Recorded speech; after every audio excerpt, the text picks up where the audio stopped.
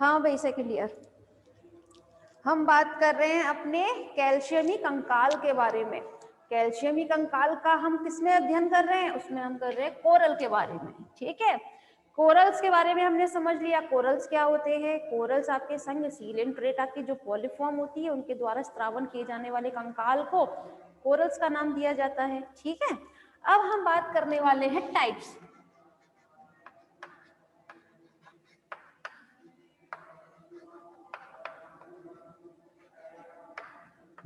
Types of coral.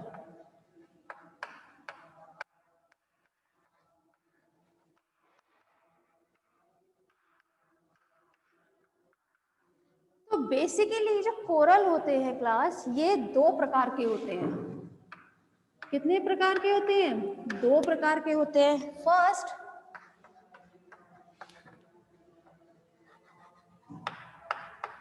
कोरेलाइट and corallum. ठीक है, यहां पर मैंने इसे हिंदी में इसलिए नहीं लिखा है क्योंकि इसे हिंदी में भी कोरेलाइट और कोरेलम ही लिखेंगे। हाँ, कोरेलाइट को कभी कभी प्रवालक जरूर लिख लेते हैं, लेकिन आप लोग प्रवालक वगैरह के चक्कर में ना पड़े, आप डायरेक्ट समझें इसे कोरेलाइट एंड कोरेलम। अच्छा, अब इनमें डिफरेंस क्या होता है, इनमें अंतर क्या होता है, पहले तो वो जान लेते हैं। इसका जो एक मेजर मतलब सबसे बड़ा डिफरेंस जो होता है वो ये कि कोरेलाइट जो होता है वो होता है हमेशा एक सिंगुलर, मतलब एक वचन। ठीक है, सिंगुलर से मतलब है जब कभी एक पॉलिप क्या बनाए, कोरल, कोरल का निर्माण करे।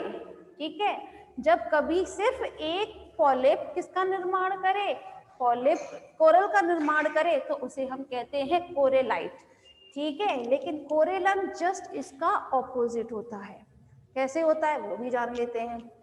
कोरेलम में जब एक से ज्यादा, ठीक है, कितने भी हो सकते हैं, एक से ज्यादा, मतलब यहाँ पर हम बात कर रहे हैं पूरी कॉलोनी की। ठीक है, यहाँ पर क्या बन रही है, पूरी कॉलोनी। यहाँ पर देखिए कोरेलाइट में सिर्फ एक पॉलिप था, लेकिन जब एक से ज्यादा पॉलिप क्या बनाते हैं, एक कॉलोनी का निर्माण करेंगे। और ये कॉलोनी अब जाहिर सी बात है ढेर सारे हैं।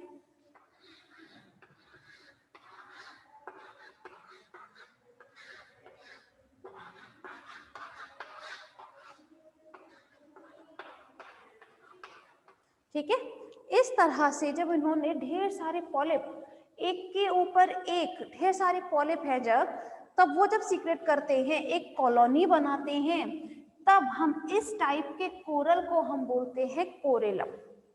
ठीक है, देखिए अब अंतर एक बार फिर रिपीट कर देती हूँ। जैसे ये है एक, ठीक है, छोटी चौक है, अगर यहाँ पर ये एक छोटा सा पॉलिप है, इसके ऊपर एक आवरण पाया जाएगा, आपने इसको देखा, तो ये है आपका कोरेलाइट, सिंगुलर है। ठीक है, लेकिन इसका जस्ट ऑपोजिट, जब ये इतनी सारी चौक दिख रही है क्लास, मेरे हाथ में भी है, देखें ये इतनी सारी चौक, अगर आप इन सभी को एक के ऊपर एक ढेर सारे इस तरह कोरल्स को देखोगे और ये क्या बनाएंगे, कॉलोनी बनाएंगे। जब ये कॉलोनी बनाई है इन्होंने, तो जाहिर सी बात है अपने अंदर से, मतलब कैलिकोब्लास्ट कोशिकाएं हैं, वो किसका स्त्रावन करेंगी, कैल्शियम कार्बोनेट का स्त्रावन करेंगी, और क्या बन जाएगा, जो कोरल ही बनेगा, लेकिन उस कोरल को हम क्या कहेंगे, कोरेलम। वहां पर कोरेलाइट नहीं आएगा। कोरेलाइट सिंगुलर होता है, लेकिन ज्यादा हो जाओ, हमारे पास पूरी कॉलोनी हो, तो उसे हम बोलते हैं कोरेलम। क्लियर है? अच्छा, एक बात और खास, यहाँ पर एक चीज तो ये हमने समझी थी कि जो एक है सिंगुलर पॉलिप, ठीक है, ये जब करता है मुकुलन, ठीक है, मुकुलन समझते हैं ना आप सब लोग, रिप्रोडक्शन मतलब प्रजनन की एक विधि होती है, अलैंगिक विधि, जिसमें मुकुलन मतलब इंग्लिश में बोलते हैं हम बडिंग। तो इनका जब प्रजनन करते हैं, जब ये एक पॉलिप, तो उस प्रजनन का जो टाइप होता है वो होता है मुकुलन। तो मुकुलन के द्वारा ये क्या बना लेते हैं, पूरी कॉलोनी बनाते हैं। ठीक है, अब जैसे यहां से मुकुलन हुआ, यहां से मान के चले यहां से मुकल बनेंगे, मुकुलन हुआ तो यहाँ पर एक और बन जाएगा, फिर इसमें से भी होगा एक और, तो फिर इसमें से भी एक और पॉलिप बन जाएगा। तो इस तरह से पूरी कॉलोनी बन जाती है। इनके लिए इन्हें कभी भी लैंगिक प्रजनन की जरूरत नहीं है, सिर्फ और सिर्फ अलैंगिक प्रजनन, वो भी कौन सा टाइप है यहाँ पर, मुकुलन, उसके द्वारा प्रजनन करते हैं ये, और क्या बनाते हैं, पूरी पूरी कॉलोनी बनाते हैं। ठीक है, इसमें जो सबसे ऊपर वाले होते हैं ये, ठीक है, सिर्फ और सिर्फ ये ही जीवित पॉलिप होते हैं। क्या होते हैं, जीवित पॉलिप होते हैं, बाकी सब मृत हो चुके होते हैं। ये नीचे के जितने भी हैं वो सारे मृत पॉलिप होंगे, लेकिन जो ऊपर के हैं वो सारे जीवित पॉलिप कहलाए जाते हैं। ठीक है, कोरेलाइट, कोरेलम, क्लियर हुआ? चले, नहीं हुआ तो कोई बात नहीं है, इसे एक डायग्राम के माध्यम से समझ लेते हैं, हो ही जाएगा फिर।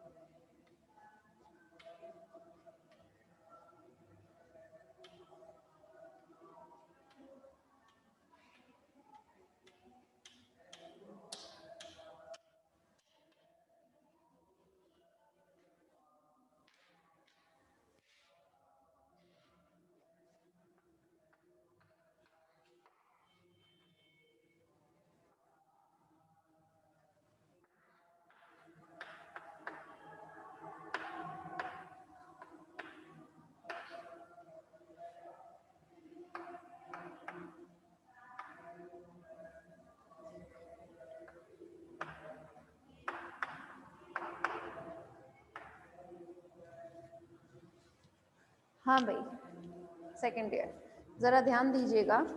यहाँ हम बात करने वाले हैं आपकी एक नॉर्मल, वो लिए यहाँ पर हमने पॉलिप, ठीक है, ये है आपकी कोरेलाइट।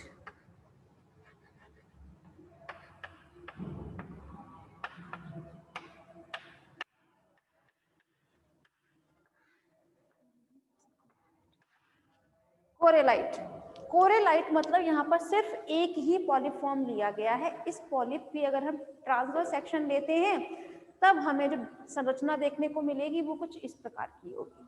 ठीक है, अब हमें करना क्या है, जरा ध्यान दीजिएगा।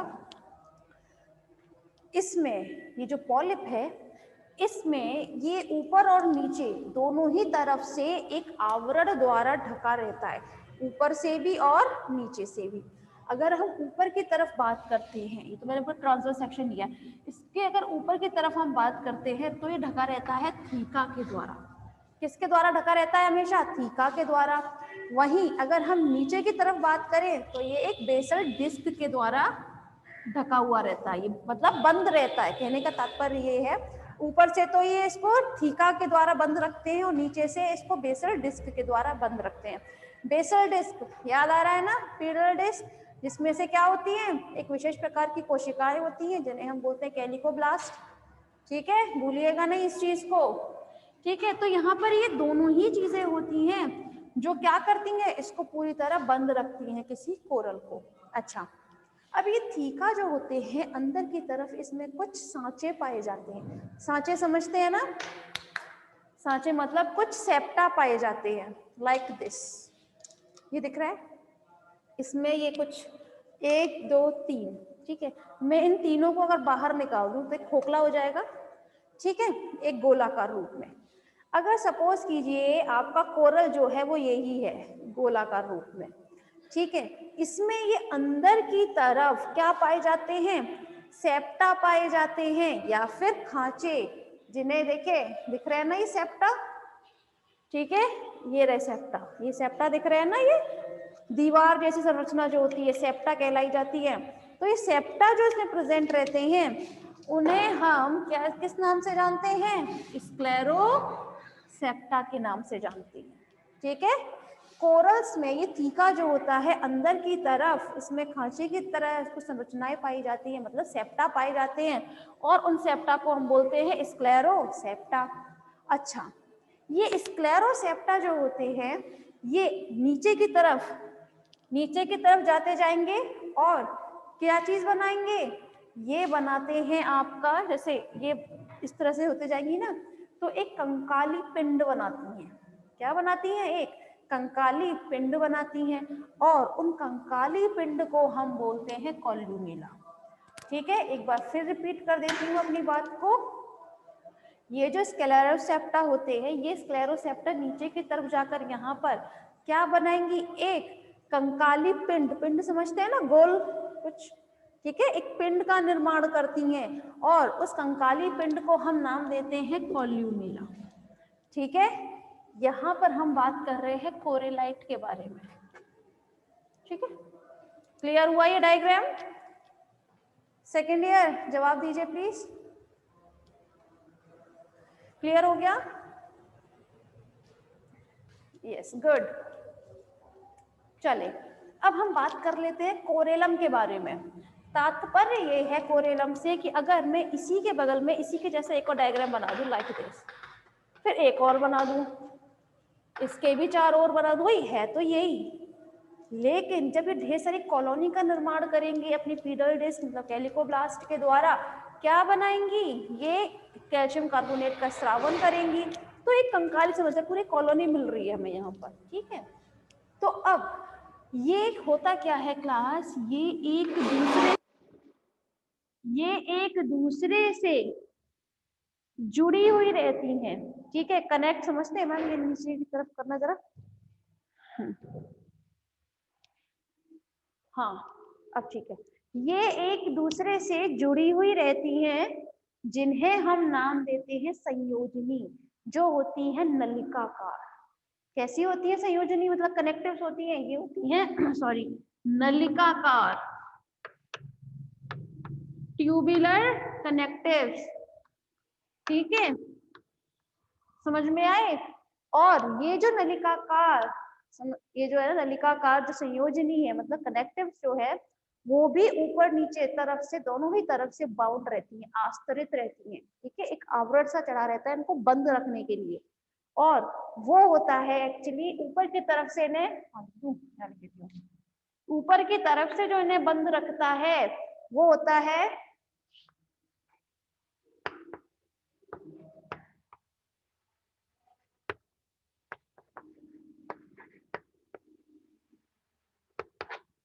गैस्ट्रोडर्मिस। कौन बंद रखता है इन्हें, गैस्ट्रोडर्मिस। और नीचे की तरफ जो इसे बंद रखता है दैट इज द एपिडर्मिस। ठीक है, क्या होता है वो? एपिडर्मिस। ठीक है, यहाँ देखिएगा सेकेंड ईयर, यहाँ हम बात कर रहे हैं अपनी नलिकाकार संयोजनी मतलब कनेक्टिव्स के बारे में। ऐसी कनेक्टिव जो एक पॉलिप को दूसरे पॉलिप के साथ जोड़े रखती है। भाई पूरी कॉलोनी का निर्माण हो रहा है तो जाहिर सी बात है ये एक दूसरे से किसी न किसी रूप में जुड़े हुए होंगे, है ना, तभी तो पूरी कॉलोनी का स्राव करेंगे ये निर्माण। तो ये जो निर्माण होता है ये होता है संयोजनी मतलब कनेक्टिव्स के थ्रू। ये कनेक्टिव्स ये ऊपर नीचे दोनों ही तरफ से क्या रहती हैं? आश्रित रहती हैं।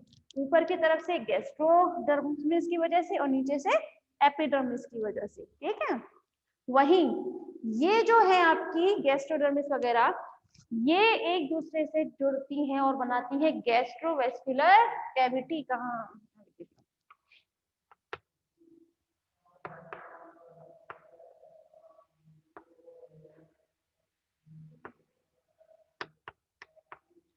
ठीक है, जब ये नलिकाकार एक से दूसरा दूसरे जिस तरह से ये निर्माण करेंगी तो संरचना को हम बोलते हैं गैस्ट्रोवेस्कुलर कैविटी। कैविटी का निर्माण करेंगी ना जब ये नलिकाकार है तो। ठीक है, नलिकाकार सोचिए ये सब एक दूसरे से जुड़ी हुई है ढेर सारी, तो उसको हम किस तरीके से जुड़ी हुई रहेंगी? ये गैस्ट्रोवेस्कुलर कैविटी के माध्यम से। क्लियर है?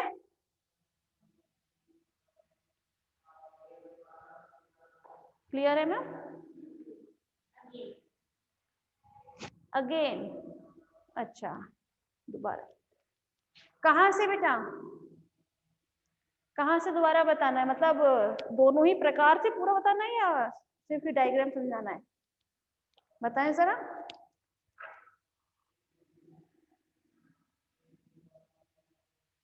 गीता बताए बेटा।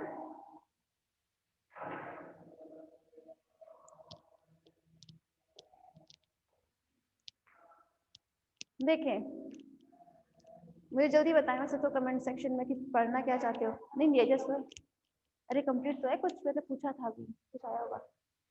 कंप्लीट? अरे बाप रे, चलो ठीक है पूरा सीख लिया। हम बात कर रहे हैं टाइप्स के बारे में। किसके टाइप्स? कोरल के प्रकार। तो कोरल के होते हैं दो प्रकार। कौन कौन से? कोरेलाइट और कोरेलम।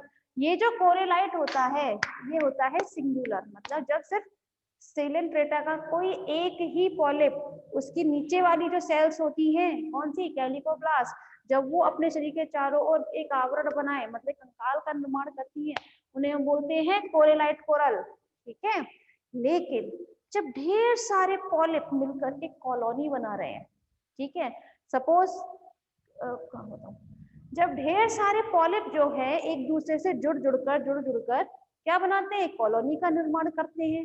ठीक है, तो उसे हम बोलते हैं कोरेलम। ये सिंगुलर होता है, ये प्लूरल फॉर्म में होता है। ठीक है, लेकिन बात आती है कोरेलम का निर्माण कैसे होगा। कोरेलम का निर्माण होता है जब कोरेलाइट मतलब जब सिर्फ एक ही पॉलिप क्या किसकी प्रोसेस करेगा? वो करेगा मुकुलन। मुकुलन मतलब प्रजनन का एक प्रकार होता है अलैंगिक में, है ना। तो जब ये मुकुलन प्रजनन विधि की वजह से क्या बनाता है? ये ढेर सारे पॉलिप बनाएगा। अभी मैंने बताया एंथोजोआ के बारे में। एंथोजोआ में सिर्फ और सिर्फ पॉलिप फॉर्म पाई जाती है, मेडुसा तो होती नहीं है। आप उसी को दिमाग में रखते हुए सोचें। तो जब वो क्या बनाएगा? मुकुलन की प्रोसेस करेगा, तो मुकुलन की वजह से उसमें क्या बन जाएंगे? ढेर सारे पॉलिप बन जाएंगे, है ना। तो धीरे धीरे ये पूरे पॉलिप बहुत ज्यादा एरिया में घिर जाते हैं, तो उन्हें हम बोलते हैं कोरेलम। जब हमें बहुत ज्यादा संख्या में पॉलिप पर चढ़ा हुआ क्या मिल जाए? कोरल मिल जाए, उसी को हम क्या बोलते हैं? कोरेलम। कोरेलम ज्यादा से ज्यादा नंबर ऑफ कोरल्स होते हैं। ठीक है, maximum number of corals known as corallum. ठीक है, चलिए अब हम बात करते हैं एक नॉर्मल कोरेलाइट की। कोरेलाइट मतलब जब सिर्फ और सिर्फ एक ही था यहाँ पर पॉलिप फॉर्म। अब हमने क्या किया? हमें मिल गया, हमने उसका ट्रांससेक्शन लिया और इसका हम यहाँ पर आपके सामने प्रस्तुत करते हैं। चलो, इसमें ये पूरा जो कोरेलाइट होता है क्लास मतलब पॉलिप जो है ये ऊपर से और नीचे दोनों ही तरफ से ये ढका हुआ रहता है, बंद रहता है मतलब क्लोज रहता है। कोरल कैसे होगा? ऊपर की तरफ से तो थीका के माध्यम से और नीचे की तरफ से बेसल डिस्क। याद आया कि इसका जो नीचे का एबोरल हिस्सा होता है उसमें बेसल डिस्क मतलब पीडल डिस्क, उसकी कैलिकोब्लास्ट जो होंगी कोशिकाएं वही तो स्रावन करती है कैल्शियम कार्बोनेट का, और क्या बनाती है, कोरल बनाती है। तो बस ये कोरल जो है वो ऊपर और नीचे दोनों ही तरफ से ढका हुआ रहता है, बंद रहेगा। ऊपर से इसको थीका ढकता है तो नीचे से बेसल डिस्क इसको ढक कर रखती है, ठीक है। जब इस थीका में अंदर की तरफ कुछ खांचे पाए जाते हैं, खांचे मतलब सेप्टा पाए जाते हैं, और उन सेप्टा को हम बोलते हैं सम्मिलित रूप में स्क्लेरोसेप्टा, ठीक है। जब ये स्क्लेरोसेप्टा ढेर सारे आ रहे हैं भाई इस तरह से, तो नीचे की तरफ आकर क्या बनाएंगे, एक पिंड, कंकाली पिंड, ठीक है। ये कंकाली पिंड जो है उसे हम बोलते हैं कॉल्यूमेला, देखें यहाँ लिखा है, ठीक है। कॉल्यूमेला का निर्माण करेंगे इस तरफ, ये भाई सारे के सारे मैं यहाँ जोड़ दूं तो यहाँ पर, ठीक है। क्या बनाते हैं, कॉल्यूमेला, क्या हुआ, अच्छा, ठीक है। अब हम बात कर लेते हैं कोरिलम के बारे में। सोचो यहाँ पर मैंने ढेर सारे वो लगा दिए पॉलिप, ठीक, तो वो एक नलिकाकार संयोजनी मतलब कनेक्टिव के द्वारा एक दूसरे से जुड़े हुए रहेंगे, ठीक है। और ये नलिकाकार संरचना होती है, जो कनेक्टिव होते हैं वो किससे ढकते हैं, गैस्ट्रोडर्मिस से और एपिडर्मिस के द्वारा ढके रहते हैं। अब ये जो है नलिकाकार संरचना जो है, कनेक्टिव्स जो है वो किससे जुड़कर मिली होंगी, ये आगे जाकर एक संरचना बनाती है, हॉलो संरचना, उसको हम बोलते हैं गैस्ट्रोवेस्क्युलर कैविटी, ठीक है। गैस्ट्रोवेस्क्युलर कैविटी का निर्माण करती हैं। अब क्लियर है गीता,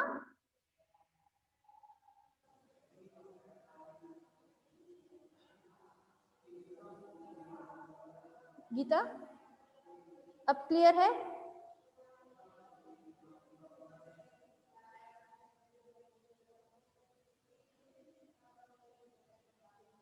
चलो ठीक है। फिर इसके आगे की बात फिर हम कल करते हैं, ठीक है, चलें।